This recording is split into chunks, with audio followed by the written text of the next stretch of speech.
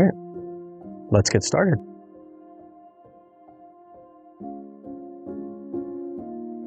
How's it feel? Familiar. We're back. We are back. You are back. I am back. This is a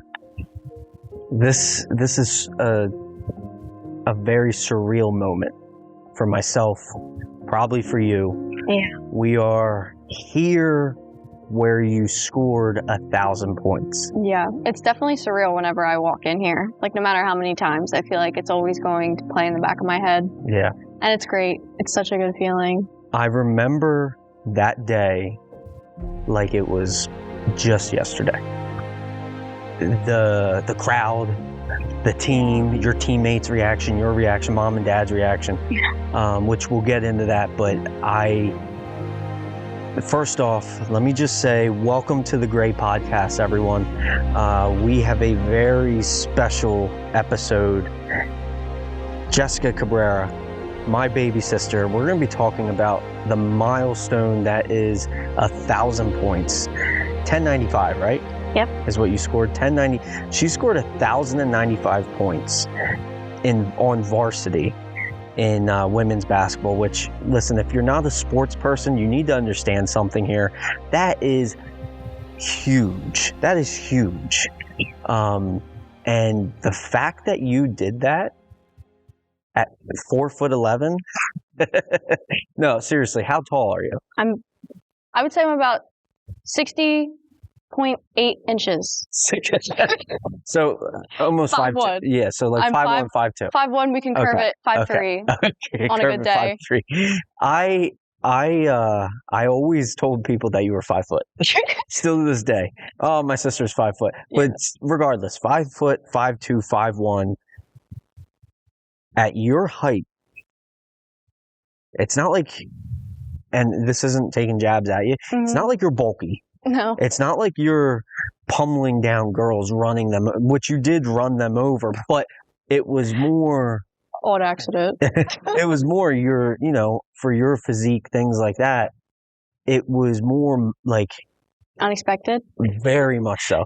There was so many people that when I would tell them, and I told everyone, if I ever met someone when we were working, when I met just having conversation, it always came up. Oh, my sister scored 1,000 points. Oh, my sister plays basketball. My sister's going to score 1,000 points, I would say all the time. Yeah. The whole experience, which I want to hear a lot from you, obviously, because right now I'm doing a lot of talking. But in that whole experience, it was you. Mm-hmm. At 5'1", 2". Right? 5.5. Yeah. Yeah. You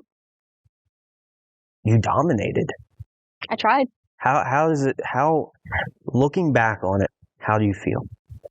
Well, if you see photos of me from when I was like 7, 8 years old, and I was wearing these big uniforms because they didn't even fit me, even though they were the smallest size.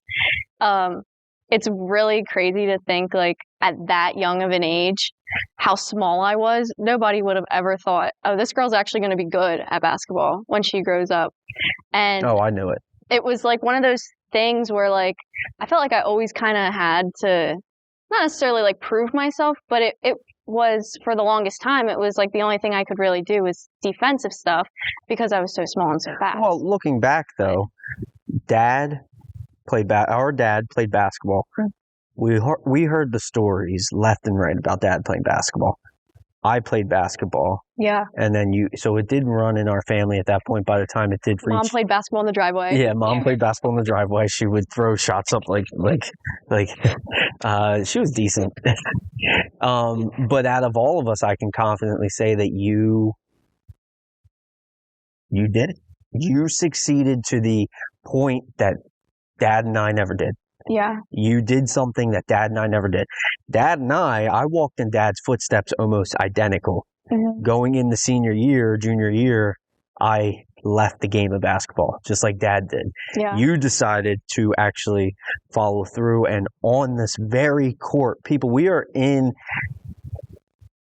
our high school Solanco High School right now. We got permission to do this interview. Yeah, shout out Coach Hall. Thank you. Yes, shout out to Coach Hall. Shout out to Solanco for allowing us to do this. Thank you so much for having the great podcast.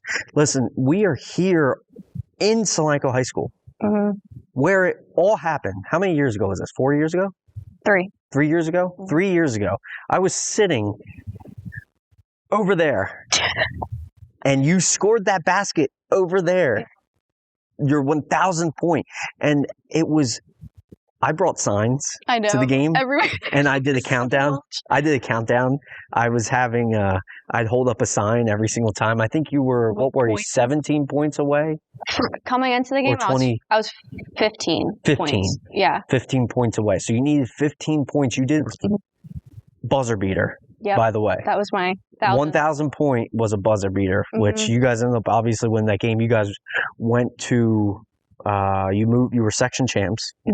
You moved on and did you make states? You made states? We went to the semifinals of districts. Yep. And then you made states. We made states. Yep. Yeah. Did you guys win a game in states?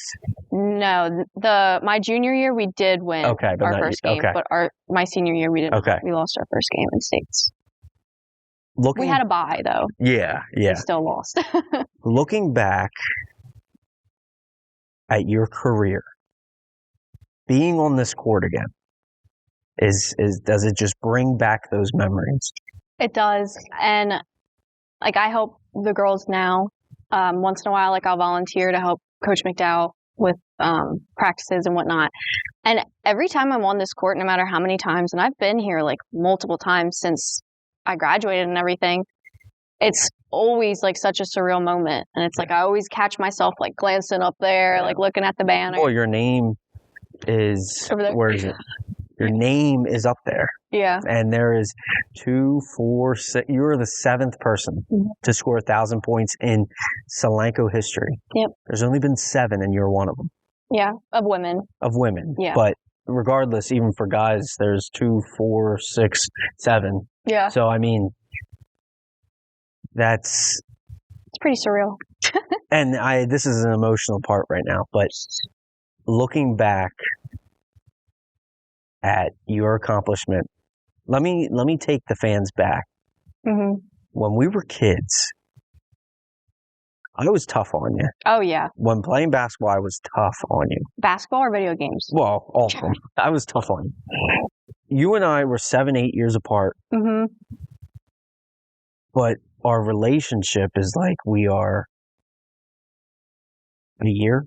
You know what I mean? We're like a couple, like just 1, 2 years to where we developed such a strong brother-sister relationship that when we would argue, we would bicker, I would pick on you, you would pick on me, things like that.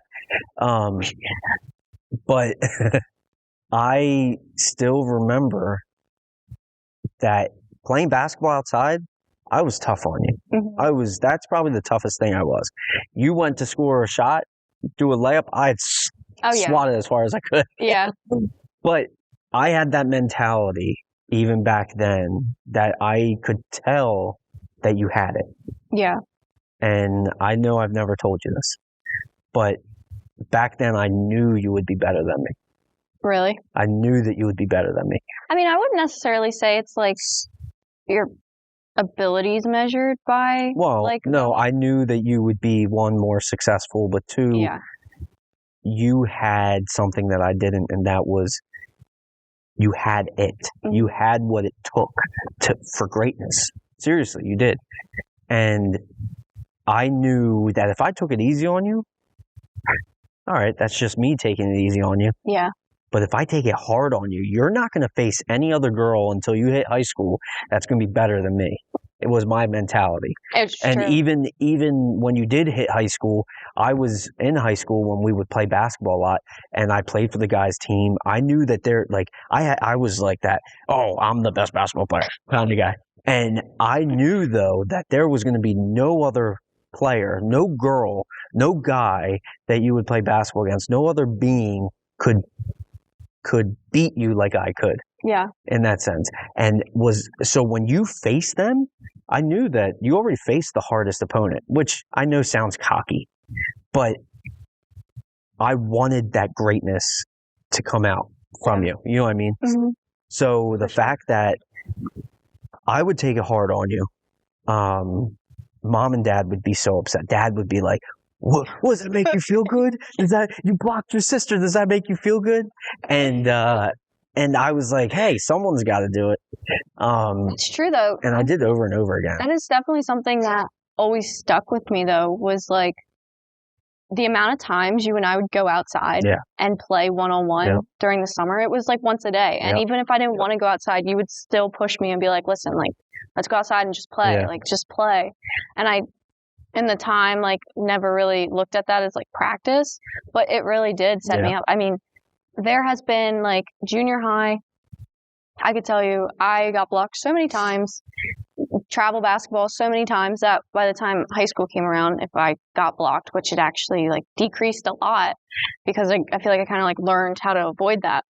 But when I did, it didn't sting. It wasn't like a hard, like, ooh, like that really hurt. I mean, maybe if there was like a lot of people and like everybody was like, oh, maybe a little bit, but not like it would have if we didn't do that when we were younger. I remember you playing girls at a young age, and you were so superior to them in the sense of skill and drive and ability to play basketball, to where I would look at our dad and I'd say, she needs more competition. This isn't in my mind. I was like, she needs to go to WNBA. She needs to be a professional. Like, that was in my mind, and I was hoping that you would be at least 5'5". But of course,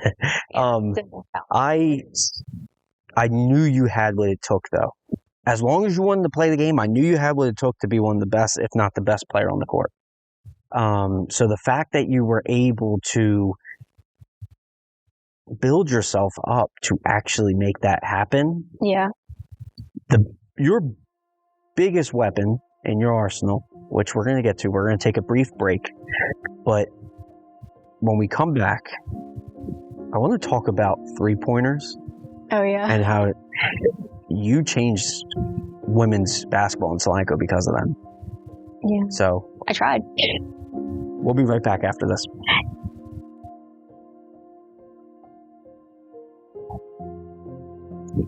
And we're back. And we are back. So moving on, still talking about this historic night, 1,000 points that you scored. What led you up to that was you had a weapon that became more prevalent when you were playing basketball. And for those of you who don't know a lot about basketball that are watching things like that, the game of basketball has changed dramatically. Absolutely. Drastically. Yeah. Into instead of playing as close to the basket as possible, now it's shoot as far as you can. Right. And when I played, it was still that mentality. You take a three-pointer, last case scenario. Yeah. Unless it's wide open, last case scenario. There was times that you took a three-pointer on the fast break. Yeah. Which isn't offensive, but you know. But bigger than that, you would take three-pointers from almost half court. Yeah, another thing that's not really recommended. But you would make them. And that's what just threw everyone off. First off, you're left-handed. Yeah. Second, this girl could launch the ball. Yeah, I remember when we had a district playoff game at home. I think it was our senior year. And I shot the ball from like almost like the volleyball line. Yep. And the girl fouled me. And I was off that whole game. Like, I could not make anything. Yeah. That one went in. The girl fouled me, and I got a and one off a three-pointer. Yeah. Which is something that, I mean, it happens, but it's not like a common scenario. Yeah, absolutely. And so it was funny how it was like, okay, I can't make like these simple, easy jump shots, but I can make like this highly contested, fouled three-pointer. And it was just a realization moment where I was like, all right, Jess, we probably should stop shooting. Well, there was games where you had tough nights. There was games that you were on, like you couldn't miss. But there's games that you had tough nights. Everyone does. looking at life, now that you're a little bit older, how have you applied that to life? How have you applied that if you have a bad day, because you would have a bad game, not really a bad game, but you'd have an off game, just like people have off days. You have an off game and still keep shooting. Yeah. You'd still take the shot. Yeah. If it was the last shot of the game, you'd still be the one to take it. Even if you missed 10 shots before that, you'd still take that 11th. And you'd still take that 12th, no matter what happened before that. And the next game, clean slate. Yeah. I mean, I think it kind of goes to, like, speak for itself, like that concept, you know, when in life, like, we aren't always going to have the best days. Yeah. And depending on where you're at in life, some of your days might be worse than they are better.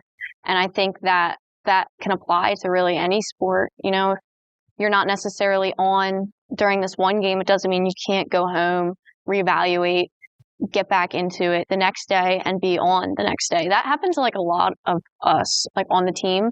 Like, if one of us were off, the nice thing about it was, like, somebody else was on. Yeah. So it was like you kind of picked up off of that. So I feel like in life, it's kind of like the same thing, you know, like if you're having an off day, but maybe your partner's having a great day, like you could feed off that energy and change your day around. Absolutely. Yeah. The tough thing is when your partner's having a great day and you're having a bad day, not allowing the opposite, the negative energy to bring them down. Right. And that's what, like, kills, like, even with basketball, that's what kills a lot of games. Which I loved. Bad energy and it just gets spread around because it's that one. And I love that basketball and other sports can be used for life lessons. Absolutely. It taught me a crazy amount, taught you a crazy amount. I want to relive that 1,000-point moment. I was counting down. I had the cards, and I'd hold them up and I'd turn them to the crowd. Everybody. And I don't know if you saw that or not, but I was making it known that it was close, and people knew it was a packed house. Yeah. Mom ran out. She saw the last shot from that door, from the side door, and she ran out and got the leads. I know. Which I was not expecting. Like, everything, like, the moment itself. So when I went into it, it was an odd number. Yeah. Which the odds are kind of against you even with that, because it's like, all right, you either got to make a 3-pointer to, like, even this out, or you have to miss a foul shot. Miss a foul shot. So in my case, I missed a foul shot. Yeah. And, you know, like, in that moment where I thought I was either going to score it on a 3-pointer or a foul shot, because most of them are scored on foul shots. Yeah. And when I didn't even, like, anticipate it, because my last, like, 4 points were so fast that I completely, like, was out of it. Well, you made the one. They went to inbound it. Grace, your teammate, stole it. Passed it to you, and you hurried up and made your second one. Yeah.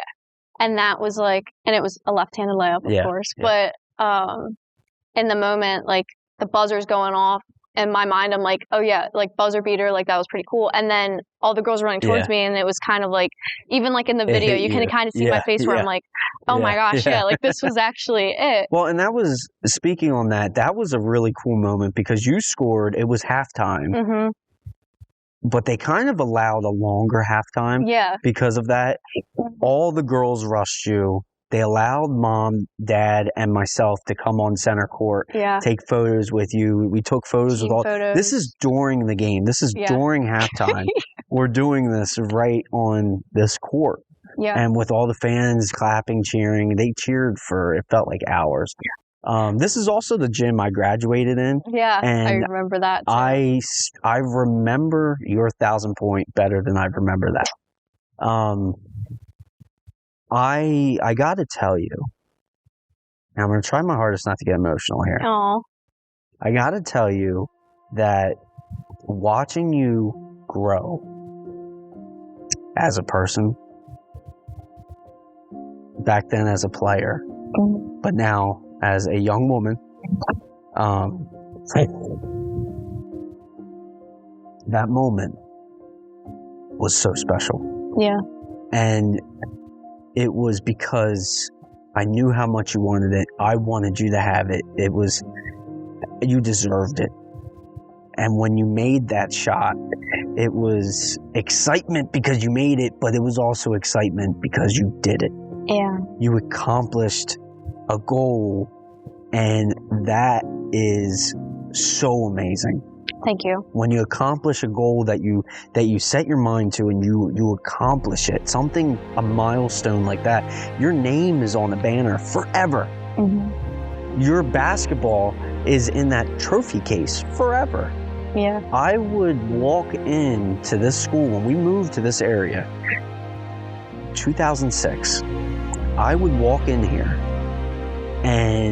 but I would go to games. But when I was in high school in 2009, I would see through that trophy case in 2006 when I'd come to games, 2007, 2008, even all the way until now. You look in that trophy case and it's trophies. Mm-hmm. And then you have a basketball and it has your name on it. It says 1,000 points, right? Yes. Your name's on the banner in the gymnasium where you scored it. Your name's on the door walking in now. Those things that you did cemented you Mm-hmm. in the history books, in Solanco's history books. Have you thought about that? No. So I want you to think about this real quick. Me as a little kid in 6th grade, there was a guy named Mike Church Mm-hmm. who played for the men's basketball team. He was a senior, and I came to a game with Dad. It was just Dad and I, and we were sitting over there in that corner, and Mike Church dunked the basketball right here. Oh, wow. And the crowd went crazy. And it was in that moment where I thought that I want that cool. to be me. Yeah. I want that. I want the crowd to scream my name. Mm-hmm. And that still lives with me to this day. I know the guy's name. Scream it on the podcast. Yeah, I know. I know the guy's name still to this day. I know the basketball name. I still remember him dunking the because that was one of those. He was a superhero. Mm-hmm. I saw him at the basketball camp that going into summer, and I asked him for his autograph. I was like, "Yeah." He went to Elizabethtown. The kid was just a senior in high school. That was it. And he went to Elizabethtown and played basketball for them for a little bit. And he was a star though. Mm-hmm. Like, it was just so cool. So when I was in high school, I remember having this little kid come up to me, like doing like in awe, because I would do like these crazy layups and stuff like that. Yeah, you would do like crazy ones. And this kid came up to me, and he was like, "Hi," and it made me feel like my church, even though I was nowhere near it. It made me feel like it. Yeah. Fast forward to now. You're in that case. Mm-hmm. You're on that banner. There's little girls that were in 6th grade and younger that watched you score 1,000 points. Yeah, I actually coached a few of them. You are their Mike Church. Yeah. You are a superhero to them. Seriously. I remember in high school, you told me a story one time about a little girl that like was in awe of you. Mm-hmm. She will always remember you. Yeah. You are a star and a superhero to these other girls. But here's the thing. Mike Church dunked the basketball that night, mm-hmm. and he was a superhero. You are 4'11", 5'1", 6'5". Next. Not Miss, Olympia muscle, mm-hmm. Serena scoring Williams. 1,000 points.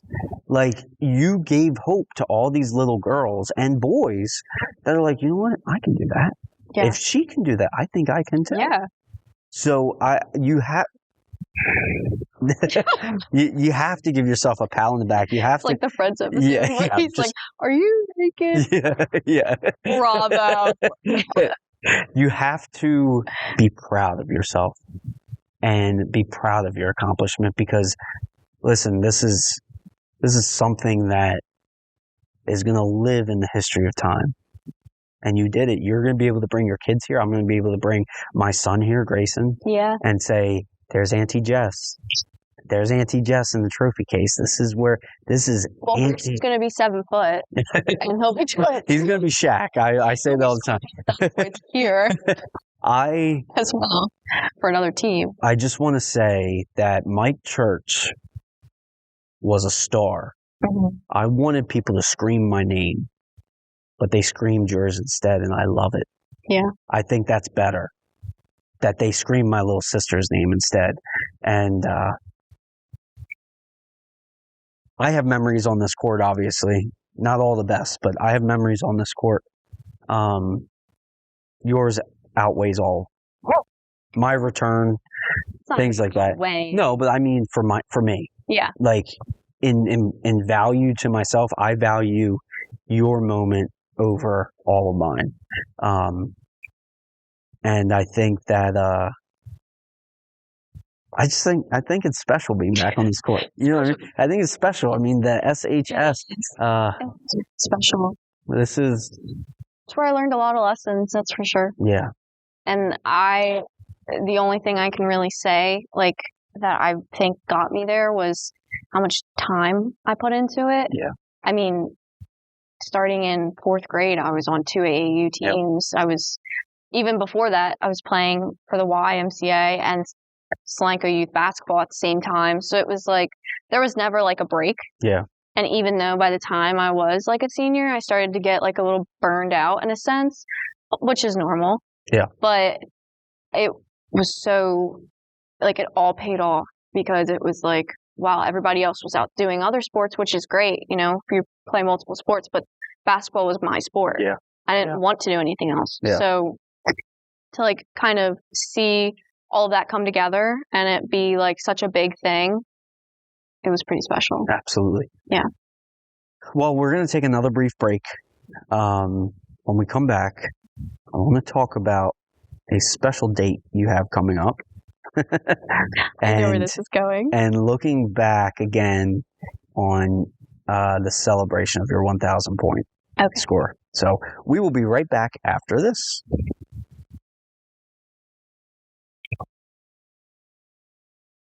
And we are back.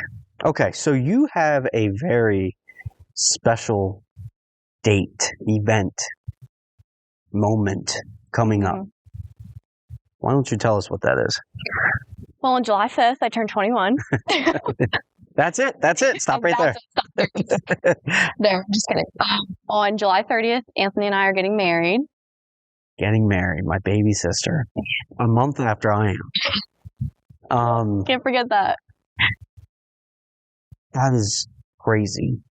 I know. That you are getting married. I think about it all the time, and I'm like, if you would have told me 3 years ago that I would be getting married, I would have said, like, yeah, okay. Like, you're funny. Yeah, I am. No, I don't think it's crazy that you're getting married at a young age. I mean, it's because you're not even, like, crazy young. No. Go ahead.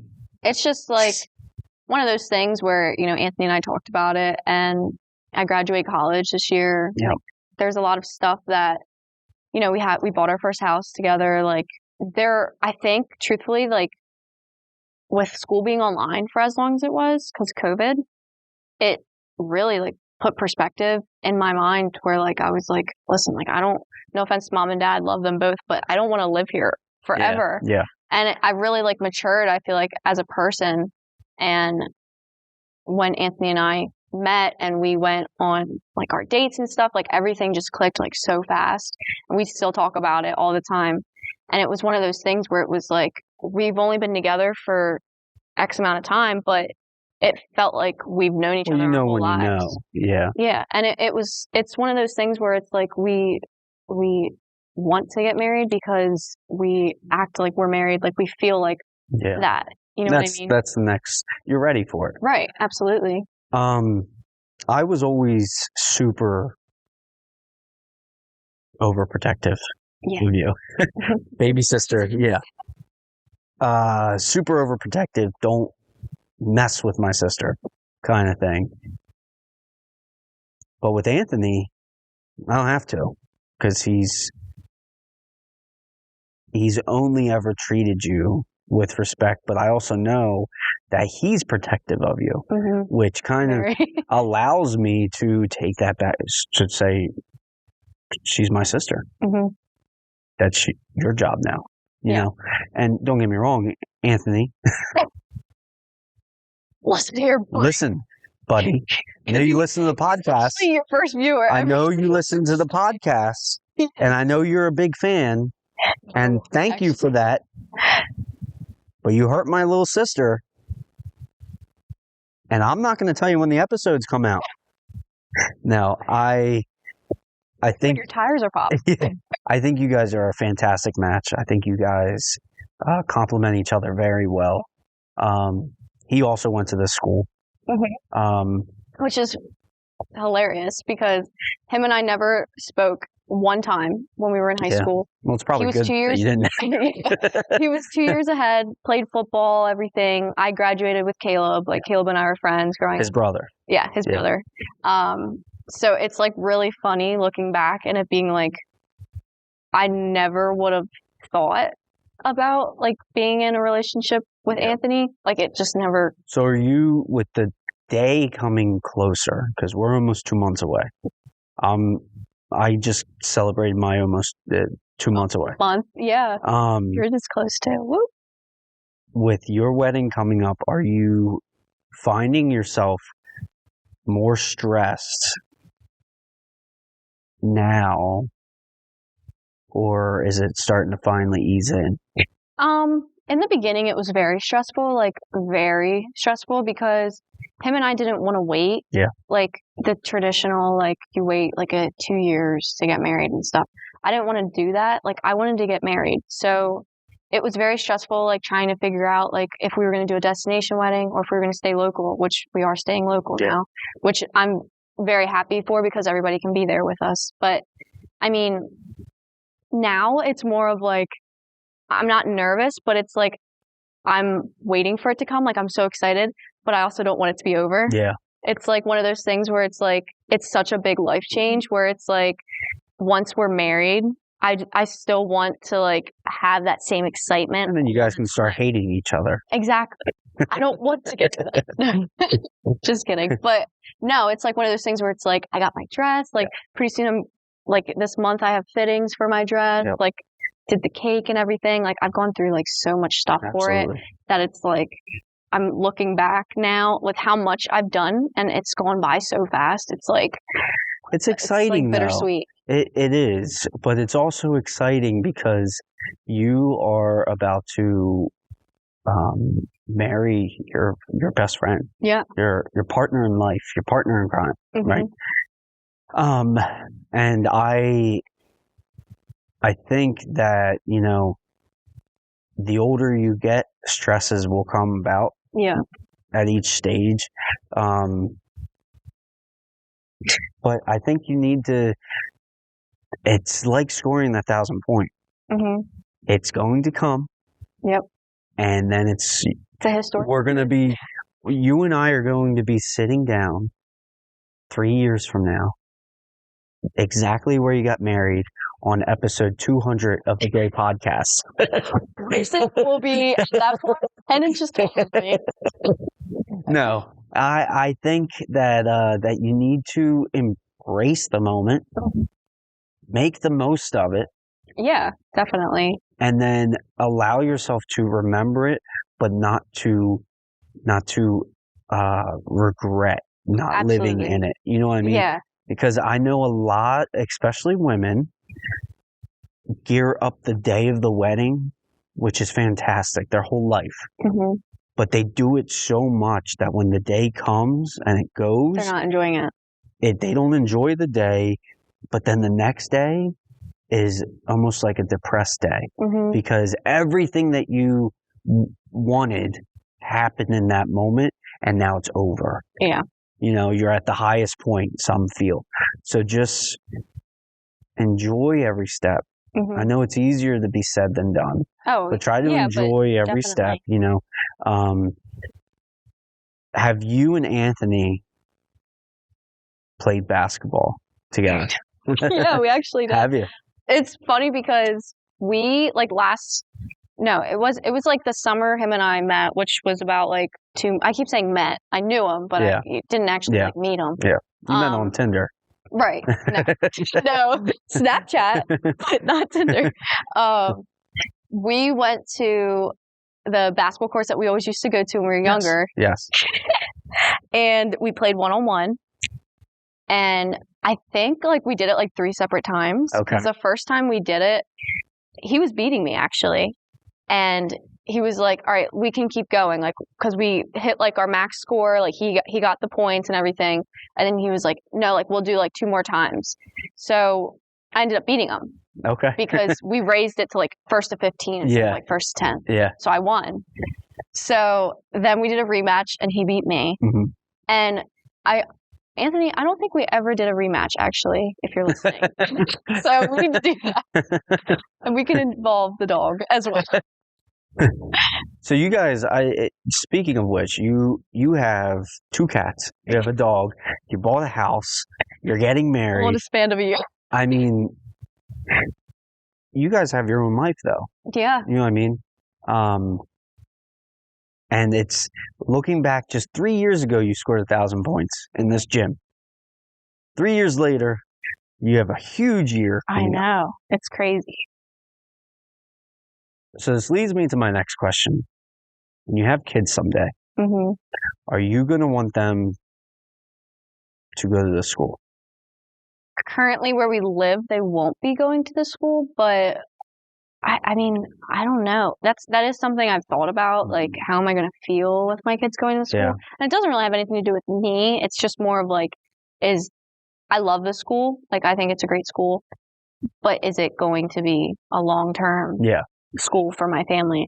That I don't know. I mean, I'd be okay with them going here. Yeah. But, there's a lot of other options as well. When I was in school here, I thoroughly enjoyed most of the moments. Mm-hmm.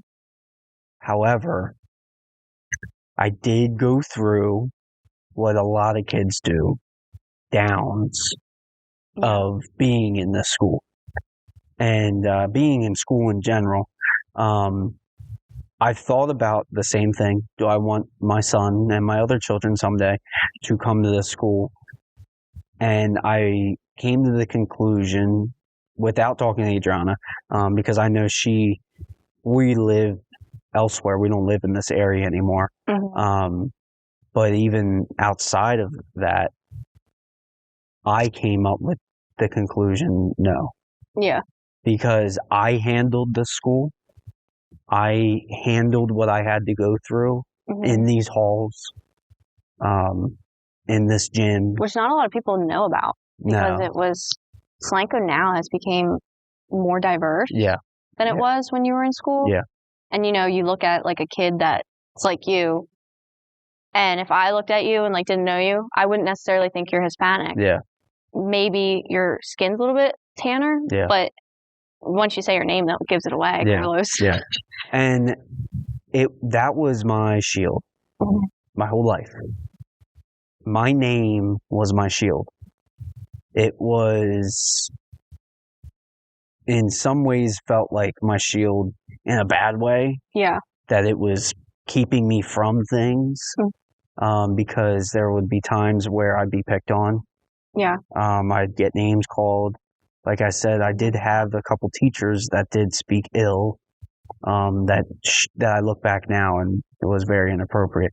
There was actually an instance when I was in school as well. Oh yeah. That happened, and like it's crazy. But the biggest thing is that even though they tried to hold us down, they tried to not allow us to grow. They tried to keep us back. Yeah. And by they, I mean all the haters. all the people that kept us from becoming who we are. They lost because you still scored 1,000 points. Yeah.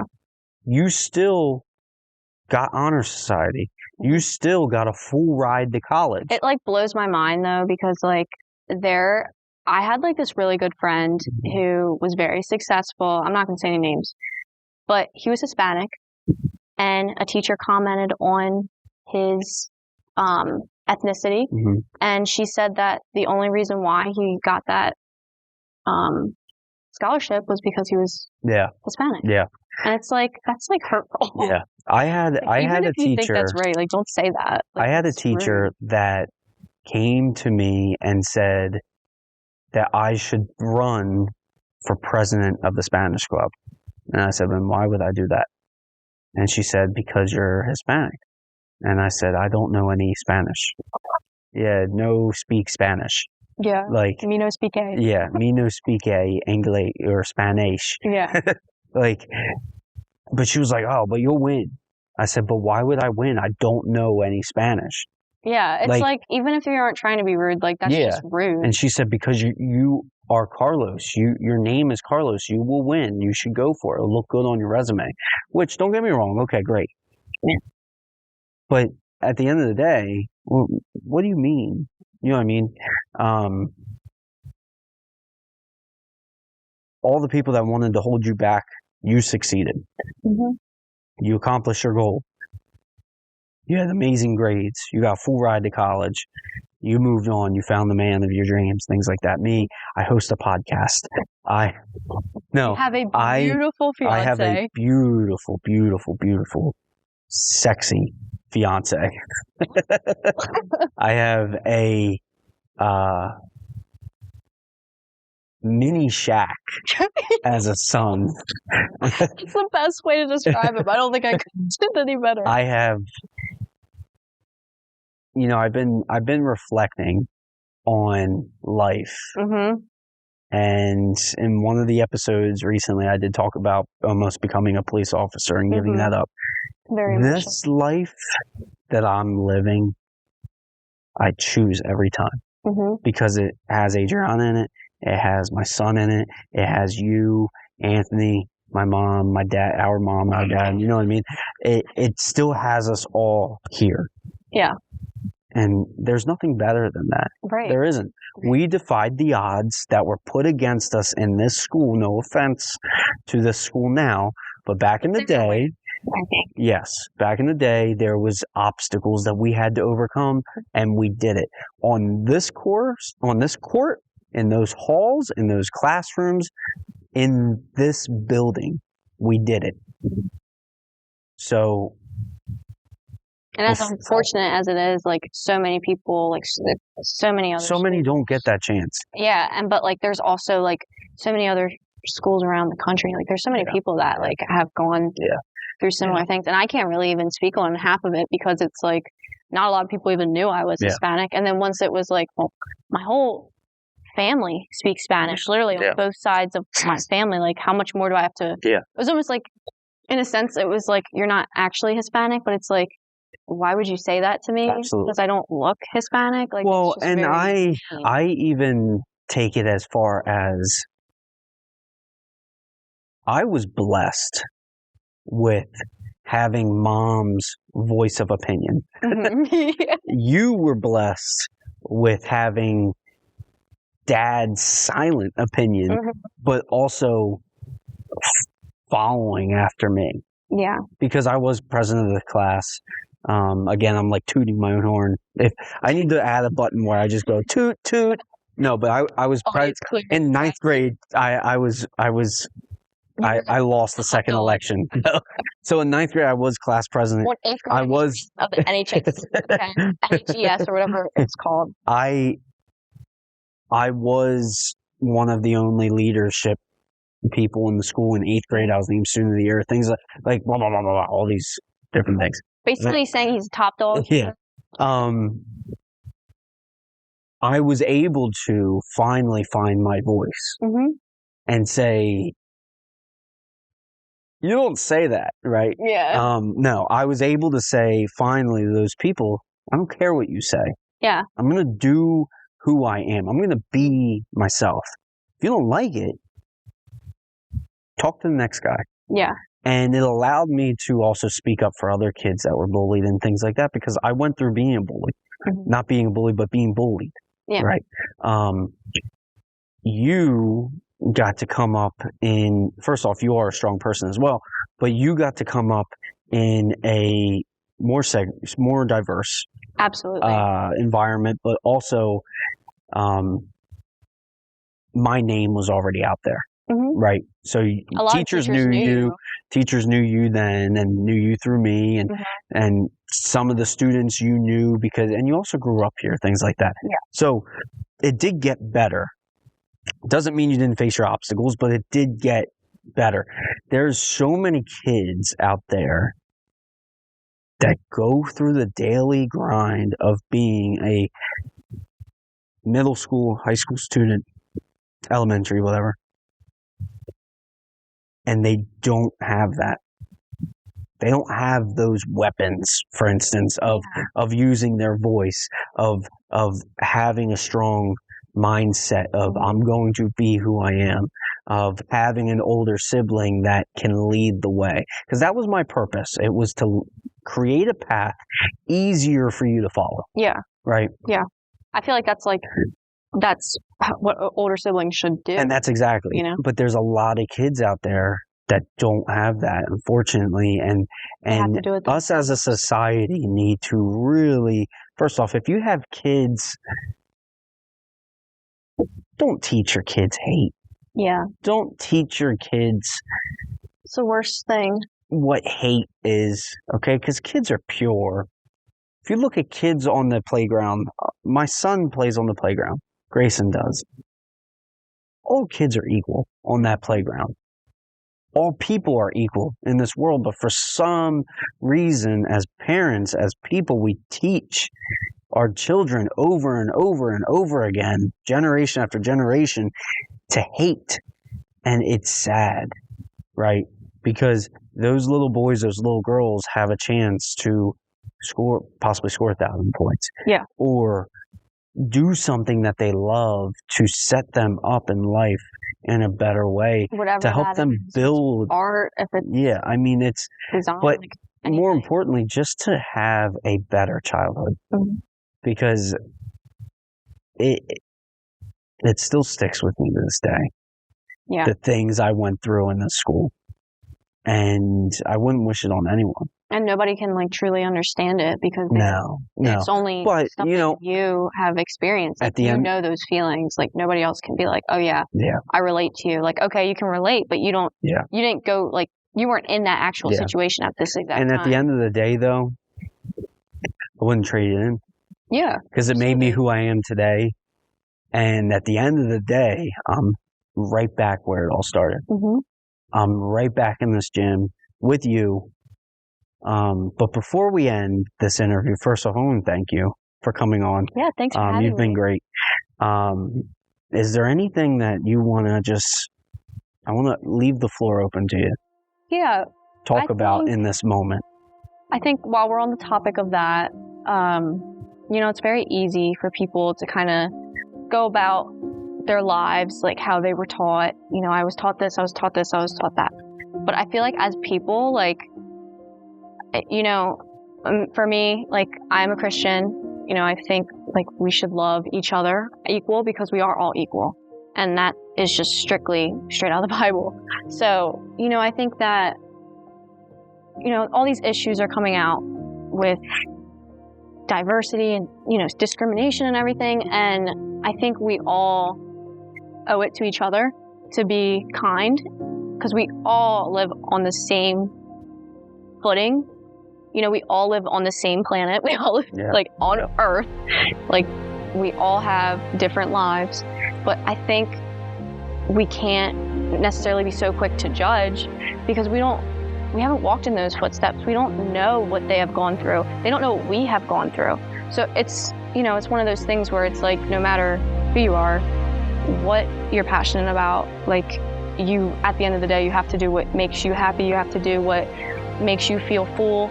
And you have to chase that no matter what it is, unless it's hurting somebody, then that's just very wrong. You should be proud of who you are. Thank you. You should too. We keep from the same people. Yeah. Mom and Dad, I know, are super proud to have a daughter like you. Keep kicking ass. Keep taking names. I learned most of it from you. Well, thank you. No, keep being who you are because you succeed. And when times get tough, remember that you did it and that you can still do it and that you will do it. So